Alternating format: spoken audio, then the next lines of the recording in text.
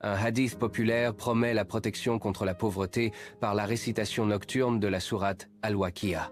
La majorité des érudits contemporains classent ce hadith comme daïf, faible. Cette classification est due à des problèmes identifiés dans la chaîne de transmission du hadith.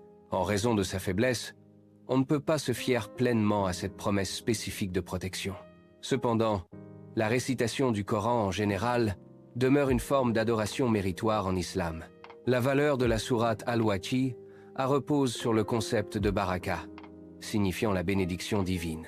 Cette sourate encourage une profonde réflexion sur la création et une gratitude envers Allah pour ses bienfaits. Elle incite également à une prise de conscience aiguë de la fragilité inhérente à la vie. Ces réflexions favorisent une plus grande satisfaction et un contentement, atténuant ainsi le sentiment de pauvreté. La récitation du Coran offre de nombreux avantages spirituels. Elle renforce la foi et purifie le cœur du croyant. La récitation rapproche l'individu d'Allah.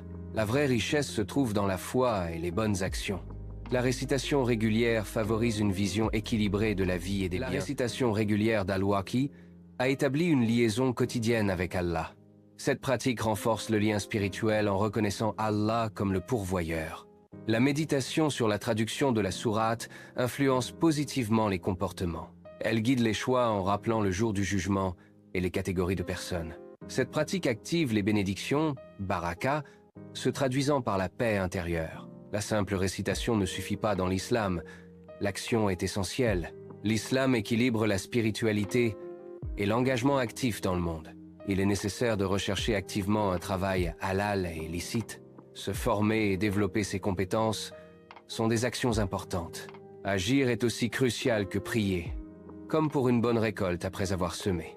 Il faut se disperser sur terre après la prière pour chercher la grâce d'Allah. En islam, la richesse englobe à la fois le bien, être spirituel et la prospérité matérielle. La pauvreté spirituelle, ou kufr, est intrinsèquement liée à la pauvreté matérielle, désignée par le terme faqr.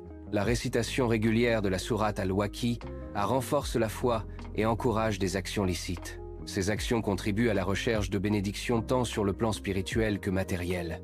L'équilibre entre l'effort spirituel et l'action terrestre est essentiel.